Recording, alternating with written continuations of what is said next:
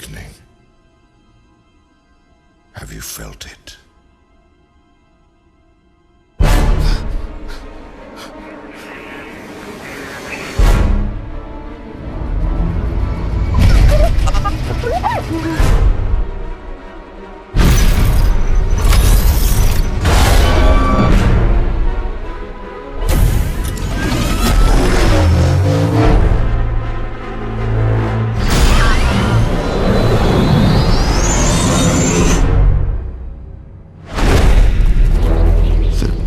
Side and the light.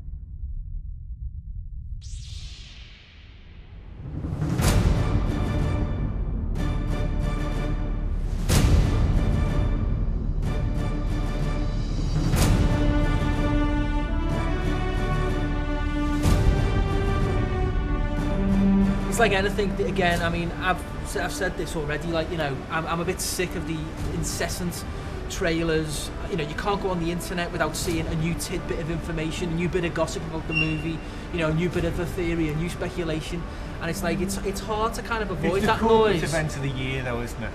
It is, you know, it is. Disney I mean, know you know what they're doing. It is, I mean, they do, but it's like, it does get garish and become distasteful, and you start thinking, enough. I mean, this movie... It's almost like the movie itself, the final 2 hours we sit down to, will be boring because of all of this. The problem is, we've entered... My big concern for this is that it's become an event where it's like the best served pie with no meat in it, you know, and it's like, that's, you know, it's celebrating an event that hasn't happened yet, and it mightn't be great, it mightn't be great. I mean, I do hope that we get a good, coherent story, characters we are reacquainted with, and it's done properly.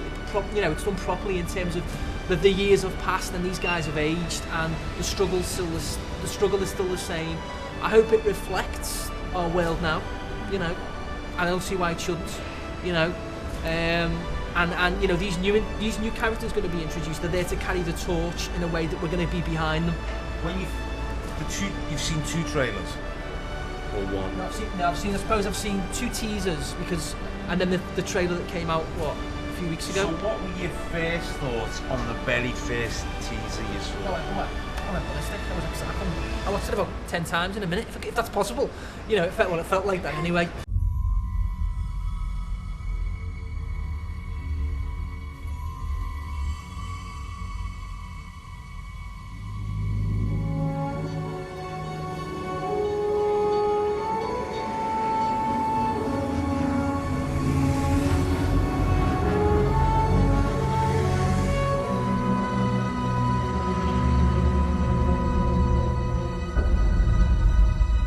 The Force is strong in my family.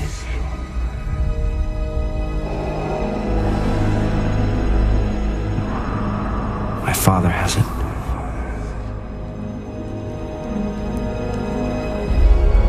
I have it.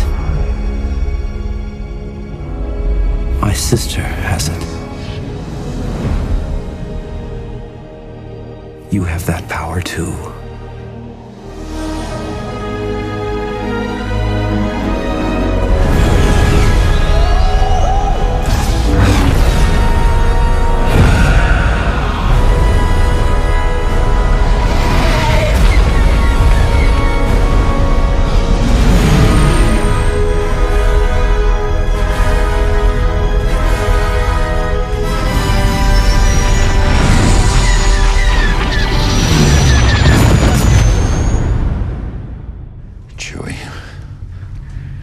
We're home.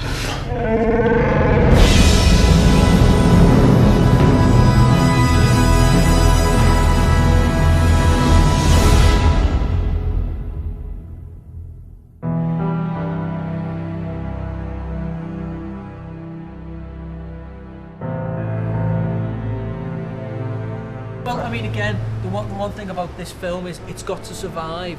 It's got to be able to be a film in its own right. Brilliant. It's got to be a story that the likes of Freya can go, yeah, I'm in. It's got to fit in with the Twilights and the Hunger Games Absolutely. and the Harry And Potters. it will be interesting when you watch it There to was something see. that I noticed watching the first one is that it didn't have a story. I mean, I know it had a story, but you had to. It was like it was just watching. Yeah. You were watching people behave. Right. You weren't You didn't watching feel people. engaged. No. See, that's interesting because the first one is a kind of rites of passage where the young boy becomes the man. It's a very gentle story. Yeah, Isn't it? yeah, It's interesting absolutely. as well. I mean, you look at some of the ideas and stuff. I mean, one of the classic ideas is like, the sand troopers, for instance, always march forward in lines to hide the numbers. And it's those ideas like that that are the anthropological perspective on all the cultures that are in Star Wars that for me makes it so rich, which I'm hoping again is carried forward into The Force Awakens. That level of thinking. But the great thing about this is it's all physical effects, I believe, and there's CGI in there, but The a lot of it is physical effects. It's Yeah. Of course you could have CGI lightsaber, and apparently the lightsaber battles aren't going to be as big as the prequels. They're going to Yeah. be more restrained, like the original trilogy. I'm skeptical of that, to be honest, because I've seen something. I did see an image the other day, accidentally caught something on television, and I thought, oh, here we go. This is my worry. I mean, we were joking before. I've got lightsabers noise on my phone. I mean, the noise, the actual sound effects have entered into pop culture. Iconic. Do you end up going to see this film for its standalone, or do you want to revisit and have referenced all of these? Interesting. sounds? Interesting. I mean, you could argue that JJ is trying to give us the ultimate nostalgia trip. I mean, in that sequence in the trailer with this like Chewie, we're home. That is like the ultimate like it's like to see Ford back in action as Han Solo, to see Chewie, that's gonna be to see R2 and C-3PO. I swear word, but that's okay. That sort of stuff. But he said it's not going to be too heavy on nostalgia. It is a story for a new generation, which is good. Was he trying to do that with? I don't want to go off franchise, but was he trying to do that with Star Trek? Wasn't he? He was trying to make it a standalone, wasn't he? I mean, again, fans could enjoy it, but also something about. You see, I enjoyed the Star Trek, the new Star Treks, because they were same more. director then.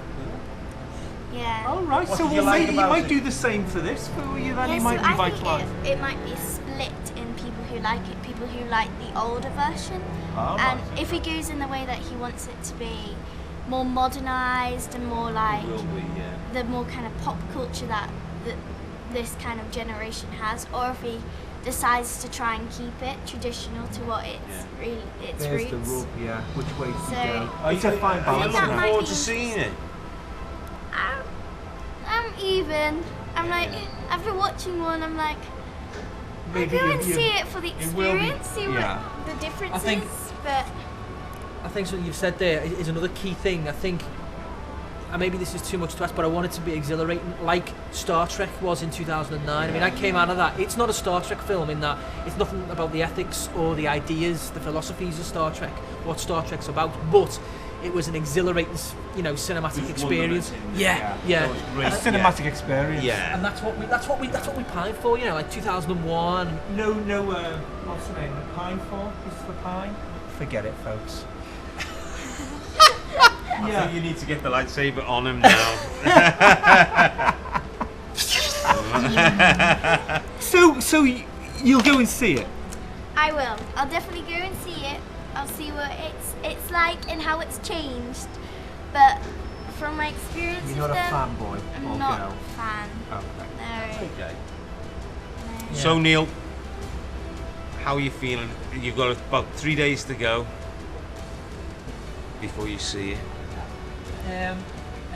I'm just saying to myself, is it midnight on Thursday yet? I'm hoping the next. the hours? I have been, yeah, I've counted the hours. It's What's your favourite vehicle in it? good call actually. I mean, I love Slave One, Falcon probably, the old hamburger in space. I mean, obviously some of the sequences of the Falcon that we've seen where it's flying through the Star Destroyer just look astonishing. And I think I'm hoping what we're about to see is gonna. Still no sign of Mark Hamill yet. No, we know he's in it, but there's nobody. They're not showing. No, and I think that. I mean, we haven't seen Snoke either, and this is the great thing. I mean, the last time with the prequels, everything was out before the films were out, and nothing's coming out till Friday the 18th, which is so exciting.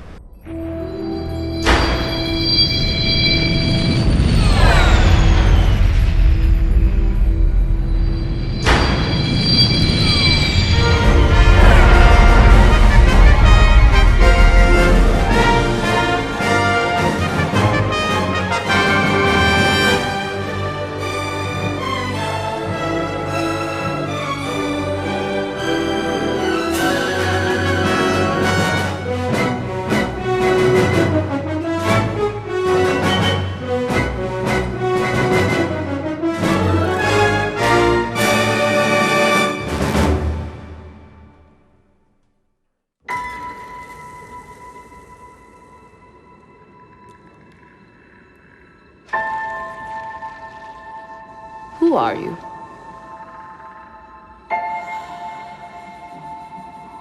I'm no one.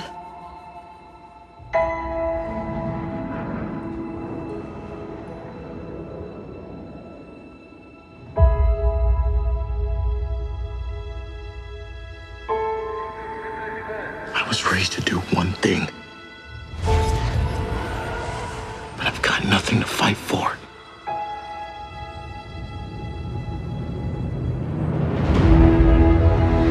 Nothing will stand in our way. I will finish what you started.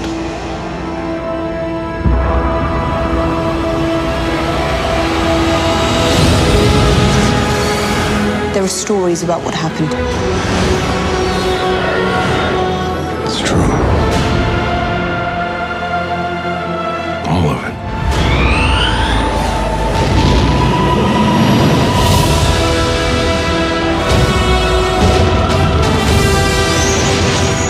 The dark side.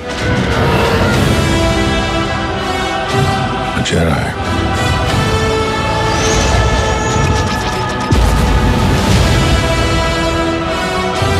They're real.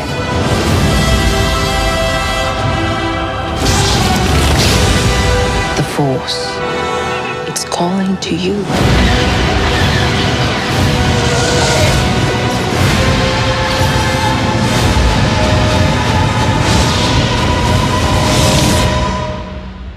Just let it in.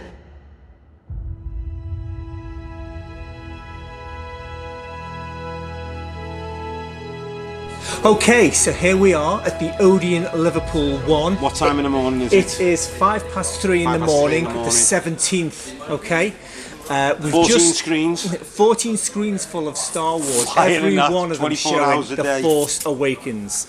So, Has it awakened us? has it awakened us? Well, we're very awake. We are very awake. I feel, I'll be honest with you, this sounds like the grumpy old git syndrome. I feel a little bit flat, really, a little bit disappointed. I'm going to have to admit, I feel a little the same, a little deflated, a little disappointed. Well, before we start, because everyone might go, oh no, let's split it into what's the pros there's and the some cons. great stuff in there. Oh. There's you've got the old favourites coming back. You've got Carrie Fisher and you've got Harrison Ford. Chewie's back, yeah. You've got R2D2, C3PO. Make it fleeting.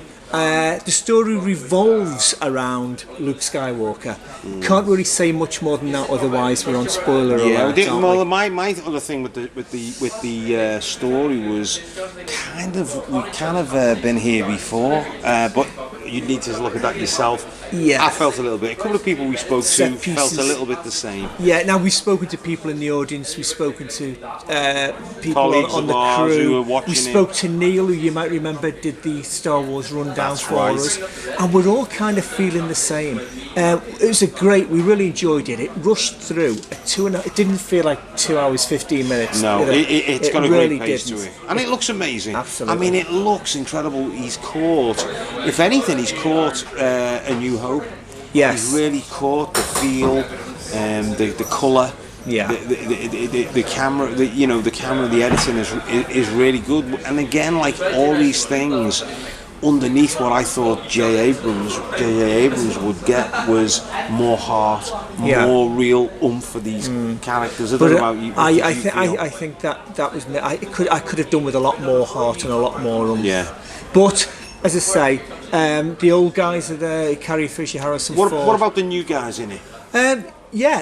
No complaints there. We've got Oscar Isaac, we've got John Boyega, and Daisy Ridley. Brilliant.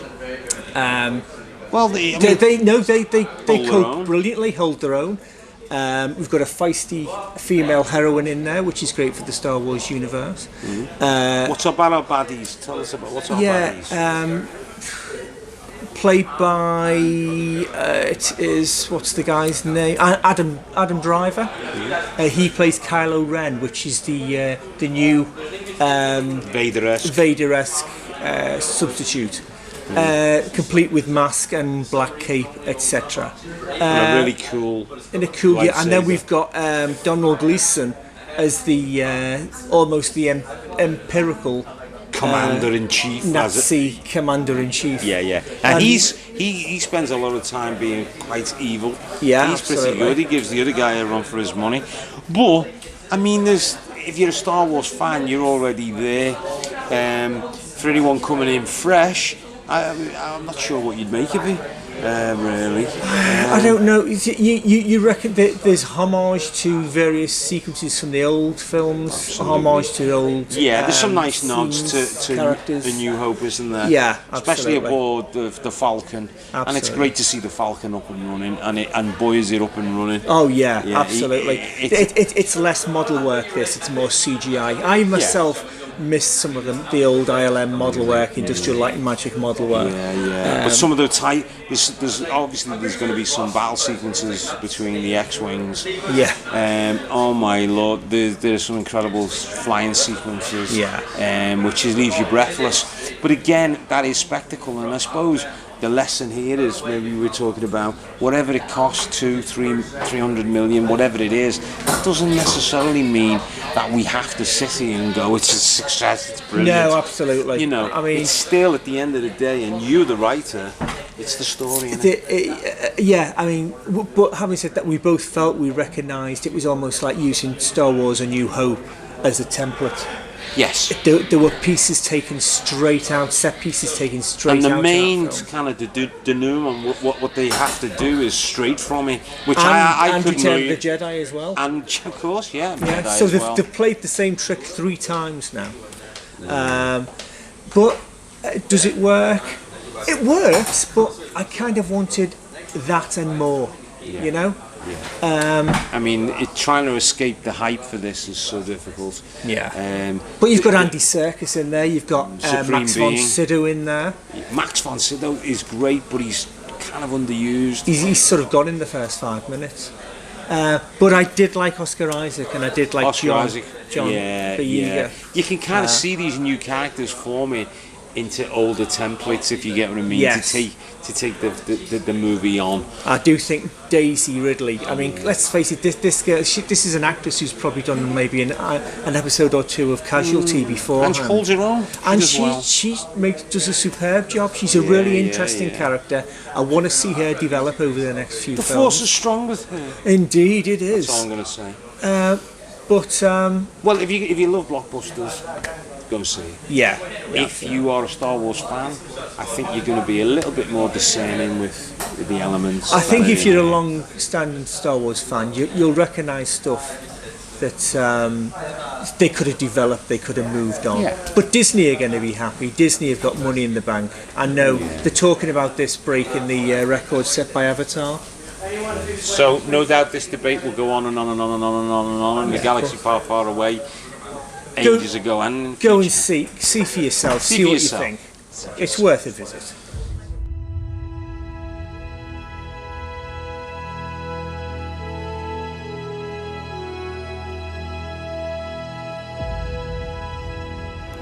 Well, that's it for another show. Yes, well, despite us being disciples of the Force, we are knackered. We are unawakened. Unawakened. So we shall see you next week. Good night. Bye bye.